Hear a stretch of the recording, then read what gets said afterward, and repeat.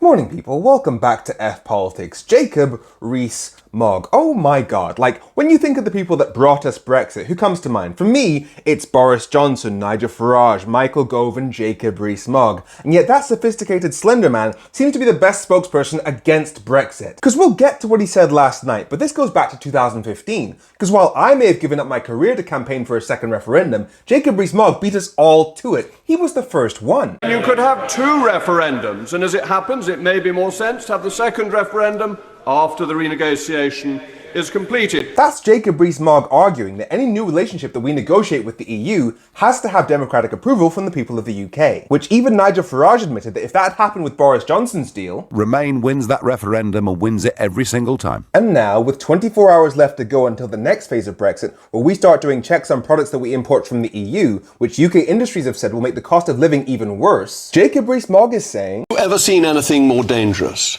An apple, a tomato, and a strawberry, deemed to be potentially hazardous according to the dunderheads of DEFRA. He's making fun of the idea that we would need to check products that cross the border from the EU to the UK after selling us Brexit on the basis of the idea that we need to control our borders. And no, don't say it was about immigration, because we've had record levels of immigration and we've still got major labour shortages. With the government's official experts saying that the post-Brexit immigration regime isn't as good as fixing our labour shortages as the pre-Brexit immigration regime. But let's hear what Mogg has to say. In a protectionist move to put up prices and damage Brexit, loony officials have raised the risk rating of these and other imported fruit and vegetables. He's accusing a government department that the Tories have had control over for the last 14 years of trying to destroy Brexit by making sure that our food is safe. This matters because roughly half of the food we eat in the UK, and nearly 2/3 of that, comes from the European Union. Well, that is brand new information. I sure hope nobody spent the last 8 years deliberately damaging our trading relationship with the EU then, because that would really hurt us during a cost of living crisis. From this week, the government will begin superfluous checks on food coming from the EU,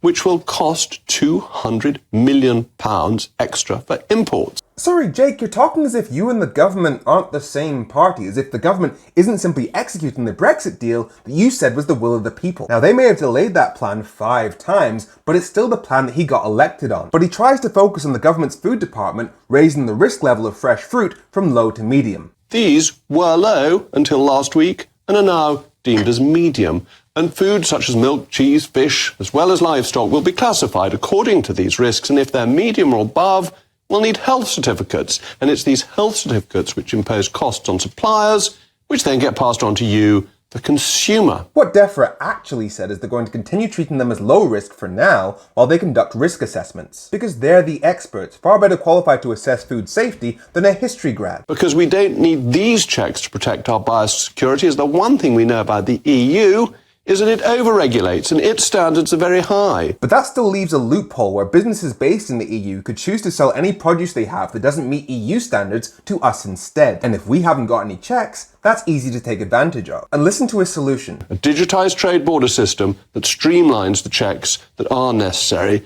but minimising checks for what is really needed. Which means he knows that some checks are going to be needed if we're going to stay outside the EU single market rules. And these checks will have the biggest impact on small traders and small consignments. So they'll reduce choice whilst putting up costs. The big suppliers will be able to cover the new costs, but smaller suppliers will find it makes them less competitive. Interesting, because that's also happening with British exporters. It's the smaller companies that can't afford the extra red tape that Brexit has created. And as you know, the theme of this week is I fucking told you so. So here's me talking to Nigel Farage in 2017. You led the Brexit campaign. You said it was a victory against the multinationals and globalization. I did. By leaving the single market, it makes it by definition more expensive to trade into the EU. If you were a smaller company, that means it's harder for you to trade into Europe. A smaller company can't afford to trade to Japan, to the Commonwealth. It benefits the companies that are large enough to afford to export to it beyond the EU more than it benefits those who can barely afford to export to Europe. So who does Brexit benefit? Do you know what, Femi? Look. And now we have Jacob Rees-Mogg actually admitting that Brexit is a gift to large corporations at the expense of small businesses. So we'll make produce more expensive and reduce the range available to consumers. It is simply an act of self-sabotage. This is what the Tories had planned. This is their Brexit deal. So when they say it's an act of self-sabotage, they're describing Brexit. And when I was in government, DEFRA wanted to do all this, and I opposed it vigorously and had great support from Boris and Liz Truss. And we stopped them, in spite of hysterical claims from DEFRA. Again, total bullshit. At no point did the Tories say they simply weren't going to do these checks, they said they were being delayed. And that's left UK supply chains in a state of expensive uncertainty. For example, every year, 250,000 lorries pass through Portsmouth carrying goods to and from Europe.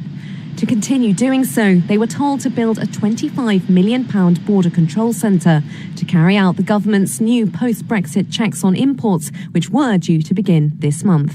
But 2 months ago, the government announced the new checks would be put on hold until at least the end of next year. While the government paid out £17 million towards the cost, the council, which owns the port, had to borrow the remaining £7.8 million, and it's an ongoing drain on resources. It's costing £1 million a year to run, and that was meant to be funded by the people using it. Now the government says nobody needs to use it. How am I meant to find £1 million from that? It'll have to come from council taxpayers here in Portsmouth. But Portsmouth isn't the only one. Facilities like this one have been built all over the country, and they're all currently standing empty. This government got elected on a promise to get Brexit done and end the uncertainty that was damaging our economy. And here we are 5 years later, and there's still zero certainty as to what taking back control of our borders actually means. And we're all paying the price for that, and that price is about to go up. But what he said there about how him and Boris Johnson were standing up against the experts who were warning about threats to our health, yeah, don't worry, I'm still working on the COVID inquiry and how politicians like that get people killed. I'm Femi, make sure you follow F Politics so politics doesn't F you. Have a great week.